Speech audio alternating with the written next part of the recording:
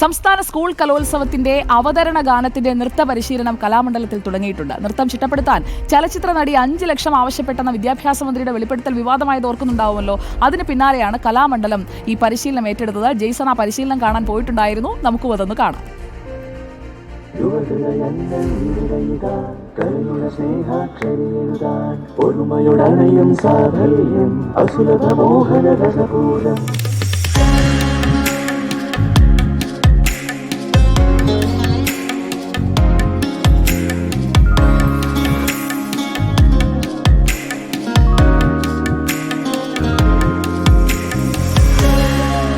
കലോത്സവത്തിലെ അവതരണ ഗാനവുമായി ബന്ധപ്പെട്ട വലിയ വിവാദം കഴിഞ്ഞ ദിവസങ്ങളിലുണ്ടായിരുന്നു. അതിൻ്റെ പരിശീലനത്തിന് 5 ലക്ഷം രൂപ ഒരു നടി ആവശ്യപ്പെട്ടെന്നതാണ് പ്രധാനമായും വിദ്യാഭ്യാസ മന്ത്രി തന്നെ പരസ്യമായ പ്രസ്താവനയുമായി രംഗത്ത് വന്നത്. അതിനുശേഷമാണ് കലാമണ്ഡലം പരിശീലനം ഏറ്റെടുക്കുന്നത്. ഇപ്പോൾ പരിശീലനം പുരോഗമിക്കുകയാണ്. ചെറുതുരുത്തിലുള്ള കലാമണ്ഡലത്തിലെ കൂത്തമ്പലത്തിലാണ് പരിശീലനം പുരോഗമിക്കുന്നത്. അവരുടെ ക്യൂറേറ്റർ ഉൾപ്പെടെയുള്ള നമ്മോടൊപ്പം ഉണ്ട്. എത്ര കുട്ടികൾ പങ്കെടുക്കുന്നുണ്ട്? 23 പേര്. ഇവിടെ നിൽക്കുന്ന കുട്ടികളാണ്. തൃശ്ശൂർ ജില്ലയിലെ വിവിധ സ്കൂളുകളിൽ നിന്നുള്ള കുട്ടികളുണ്ട്. ഒപ്പം കലാമണ്ഡലത്തിലെ PG വിദ്യാർത്ഥിനികളും പങ്കെടുക്കുന്നുണ്ട്. ഏത് രീതിയിലുള്ള നൃത്തരൂപമാണ് അതിൻ്റെ ചെയ്യുന്നത്? ഇതൊരു ഫ്യൂഷനായിട്ടാണ് ചെയ്യുന്നത്. ഭരതനാട്യം, മോഹിനിയാട്ടം, കുച്ചിപ്പുടിയും കഥകളിയും ഒക്കെ കൂടി ചേർന്നിട്ടുള്ള ഒരു ഫ്യൂഷൻ പോലെയാണ് ചെയ്യുന്നത്. എത്ര ദിവസമായി പരിശീലനം തുടങ്ങിയിട്ട്? പരിശീലനം ഇന്നലെ മുതലാണ് തുടങ്ങിയിട്ടുള്ളത്. അതിന് മുന്നേ സ്ക്രീനിങ് ഉണ്ടായിരുന്നു. പല സ്കൂളുകളിൽ നിന്നുള്ള, തൃശ്ശൂർ ജില്ലയിൽ നിന്നുള്ള കുട്ടികൾ വന്നിട്ടുണ്ടായിരുന്നു. അപ്പോൾ സ്ക്രീനിങ്ങിലൂടെ അതിൽ നിന്നൊരു 10 കുട്ടികളെ നമ്മൾ സെലക്ട് ചെയ്യുകയാണ് ഉണ്ടായത്.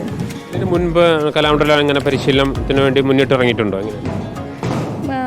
എനിക്ക് തോന്നുന്നു കുറച്ച് വർഷങ്ങൾക്ക് മുന്നേ കലാമണ്ഡലം ചെയ്തിരുന്നു, അവതരണഗാനം ചെയ്തിരുന്നു. തൃശ്ശൂർ വെച്ച് നടന്ന സംസ്ഥാന കലോത്സവത്തിന്, അങ്ങനെയാണ് എൻ്റെ ഓർമ്മ. ഇപ്പോൾ ഈ കുട്ടികളെ എങ്ങനെയാണ് നിങ്ങളുടെ സെലക്ട് ചെയ്യുന്നുള്ള ക്രൈറ്റീരിയ എന്തായിരുന്നു?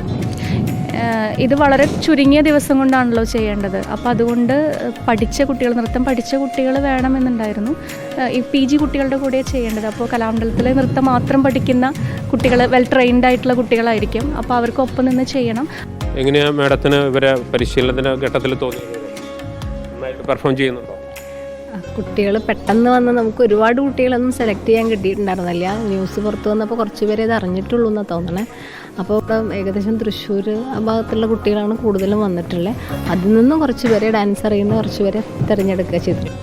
ഏതായാലും വിവാദം മറ്റൊരു നിലയ്ക്ക് ഗുണം ചെയ്തു. അത് കേരള കലാമണ്ഡലത്തിലും ഗുണം ചെയ്തിട്ടുണ്ട്. വരും കാലങ്ങളിൽ ഇതൊരു മാതൃകയാക്കി മാറ്റാമെന്ന ഒരു നിലപാടിലേക്കാണ് പൊതുസമൂഹം എത്തിച്ചേർന്നിട്ട്. കാരണം കേരളത്തിലെ ഏറ്റവും പ്രധാനപ്പെട്ട ഒരു സ്ഥാപനത്തിൽ പരിശീലനം നൽകാൻ ഇത്രയും എളുപ്പമാർഗമുള്ളപ്പോൾ മറ്റ് വഴികൾ എന്തിനു തേടണമെന്ന ചോദ്യമാണ് ഉയർന്നത്. അതിനുള്ളൊരു ഉത്തരം ലഭിച്ചു കഴിഞ്ഞു.